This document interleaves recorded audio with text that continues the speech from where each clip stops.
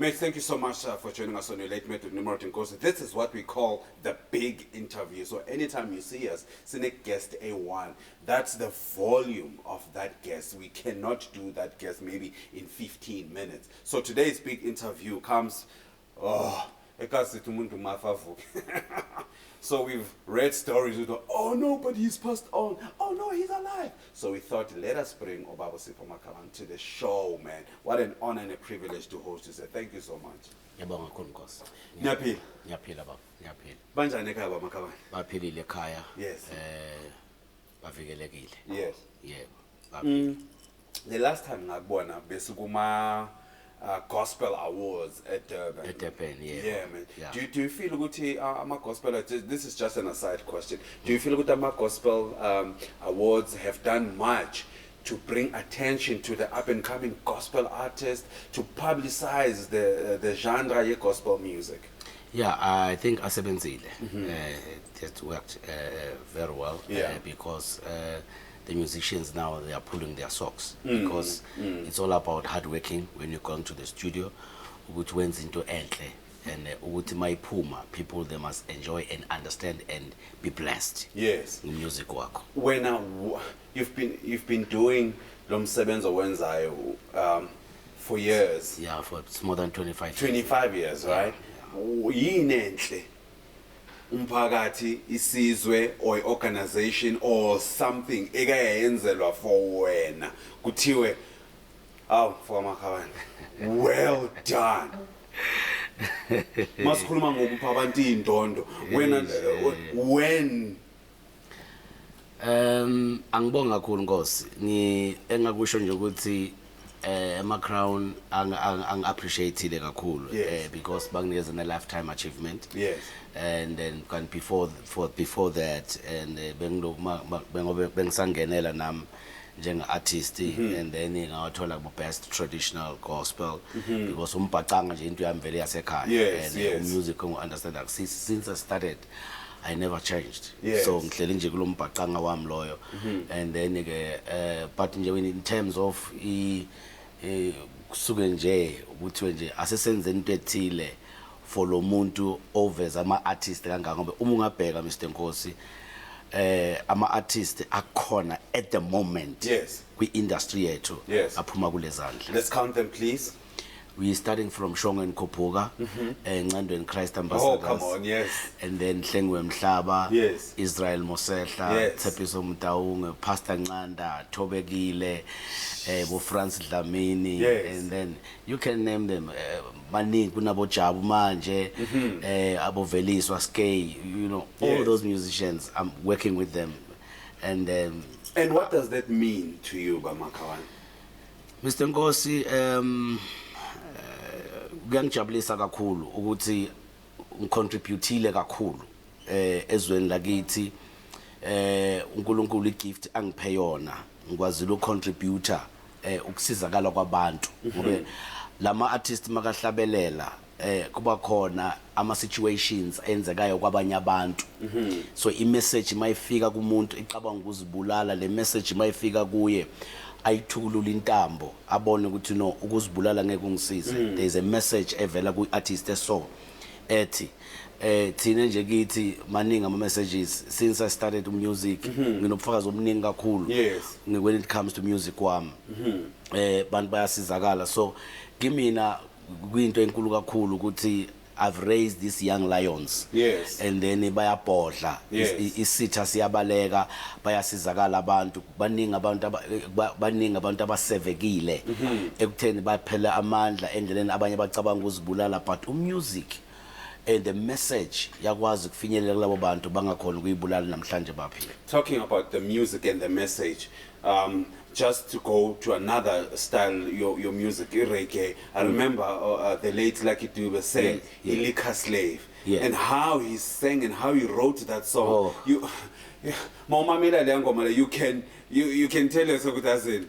So is this me? Is this what I have become? So I understand Makulumang messages and the ministry that comes from song, isn't it? Do you feel or have you felt at any stage, Oguti, hey, as abantu ba ungrateful, this is what I've done for you, and you are ungrateful. I know I've had 3 artists, you know, and at some point I just felt it's hey, this person is ungrateful, man. Have you ever felt like that? No, I never felt like that, Mr. Nkosi. One, ngumuntu ukuthi ongicabanga ukuthi sibaningi and abantu bathanda izinto ezingafani. And when you're talking about South Africa, you're talking about millions of people. Yes. And when you're talking about SADC, you're talking about don't know how much. You've now opened it up. Yeah, yes. And then when you're talking about Sipho Makhabane, I've been to Tanzania, Malawi, Zimbabwe, Maseru, wherever. You know, our music is there. But end of the day, akusibo bonke abantu abathanda into yenzayo.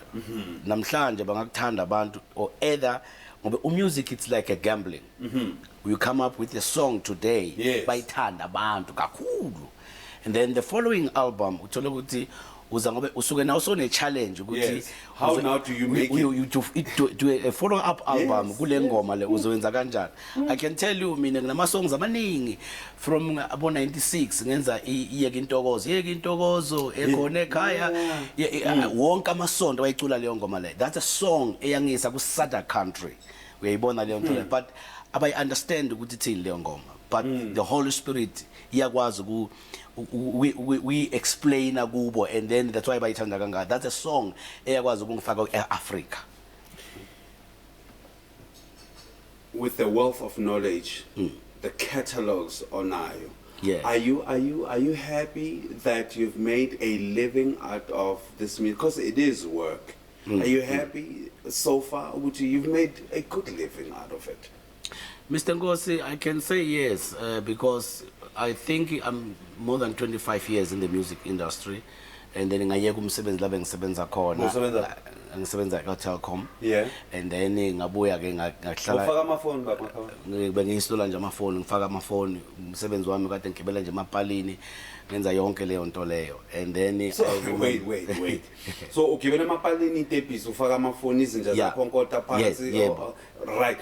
When did it ever occur to you, or when you sang and you thought, enough of the steps, this is the moment, you know, that moment of clarity? Ngiyakhumbula Mr. Nkosi ukuthi firstly ngaqala ukucula kahle ngisese Telkom. Yes. Abantu bakasifike kade ngisebenza nabo abasebenzi bengithanda kakhulu, bezwa ukuthi ngangisaqala ngaleso sikhathi. Yes. Because emsebenzini la ngisebenza khona ngangena 86, so ngaqala lento ngacela ukuhlabelela, I'm sure 89 90. Yes. And then bangisupporta kakhulu, and then kwahamba khona ngabona ukuthi uyazini le message engiyiphethe ayikumelanga ngibe la ngikhona, ngoba le message kumele ithole abantu abaningi. Yes. So la ngikhona iyangidisturb ukuthi ngingakwazi ukwenza more of these messages ukuthi ikwazi ukufinyelela kubantu. Ngadecide ke ngasebenza kuleyo company for 10 years, ngangena ngo86, ngo96 ngayithatha decision ukuthi let me just leave, ngihambe ngiyobona, and akekho umuntu wayejabula ngokusuka kwami kuleyo company. Wonke umuntu, even my pastor was against ukusuka kwami, but ngasuka because ngizwa umthwalo enginawo ukuthi kumele ngiyodeliver. Yes. And then ngaphuma ke kuleyo company akuzange kuba mnandi. It was very tough. Industry ye music wethu kufika kwami kwakuno kwi-industry kwakukhona uDerek Nzimande, kukhona umfundisi Shoba, kukhona umfundisi Ndlovu, yes, kukhona uSisi Rebecca, and then asashaya amajimela. Abo baba uphume was there. Yabona le ngaleso sikhathi kucala kwami ngeza ke nale line yombhacanga ewasempumalanga esihlanganisa neSwaziland. Yabona lo mbhacanga wethu lo ukuthi mangihlabelela ngiyixoxela nje indaba. Ngivele ngixoxele nje noma ngabe ingoma iyesingisi ngivele nje ngixoxe nje kahle ngesingisi but lesesizulu. Uyakwazi uzo understand kahle.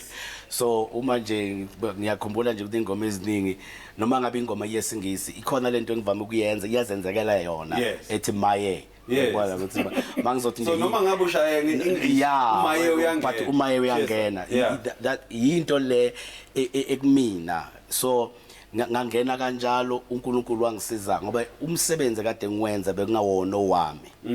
Ngaze ngithunyiwe ngizosebenza ngangirepresenta the kingdom of God.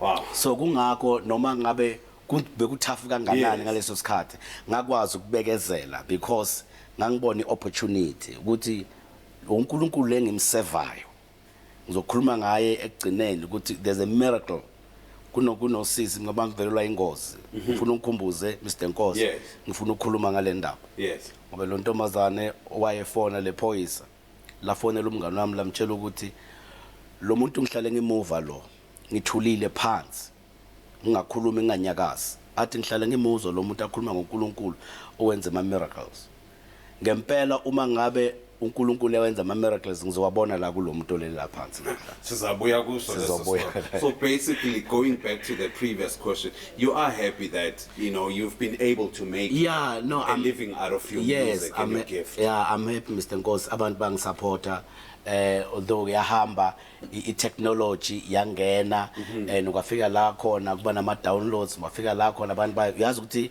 mabayenza lento ye-technology khona izinto abangayicaphelanga lapho ngoba if ingoma mayisefonini yakho so ungayithumela noma ngabe ubani for free. So why when unga-release through abo kanti before abantu bekuthi mabezwa nje ingoma ikhala ku radio bazohamba baye shop othenga umusic. I'm sure now as an artist when I want you can use that technology also to sell your music. Yeah, you can use that technology but njengoba ngisho ukuthi I-technology right leyo but lezi zinto abangayicaphelanga bameza leyo nto leyo ngoba asithi wena Mr Nkosi uyayithenga le ngoma wena you spend a low 50 cent uthenga le ngoma but all your friends about 500 bazothola le ngoma for free from you. Uyibona leyo ngoba manje seyisefonini yakho so ungayithumela noma ngabe ubani kunabo kunale zinto lezi bathumela ngazo uyayithumela noma ngabe so that robs you of your life. In short abayibhekanga leyo site leyo iyo ebulala industry leyo site and ibulala ne-artist because kuumsebenzi kuma-artist leyo nto le i-gift umusic kuumsebenzi kwi-artist njengoba ubuza kahle because since I started more than 25 years in the music industry uNkulunkulu ngiyaphila kahle ngi-right because of umsebenzi abantu labathenga umusic nabo bayasizakala ngemessage esuke siyithumele nge-CD uyayibona leyo so kuumsebenzi siya invitewa sihambe siyocula kuphi and then kuumsebenzi basikhokhe umsebenzi loyo uyayibona leyo so kuumsebenzi so up until now uNkulunkulu sengiphethe kahle abantu basengiphethe kahle abantu basemzansi bayangisupport abantu beSadak bayangisupporta basangikhulisa kakhulu namanje nami ngeke ngizimangale Mr Nkosi ukuthi umfundisi uncanda ukwabuza lamagama athi baba ngifuna ukwazi ukuthi wenza ngani. More than 25 years in the music industry but uma introduce noma uthatha istage kwangathi artist evela izolo yini wenza ngayo that's a grace from above. Makhabane will continue with our interview. But Makhabane khuluma technology and how it has affected the music industry. I mean, if you go back really to the days of Jesus Christ, imagine a miracle happens somewhere and then someone downloads the miracle. You know what I mean? Do you ever imagine how many friends the Lord would have if we go Facebook, or Instagram, maybe. Maybe there's Lazarus and bam, just woke this guy up. Yay, Throwback Thursday. It's amazing in technology, but we must respect it to the advancement of the artists. We continue with our interview. Sipho Makhabane, stay with us.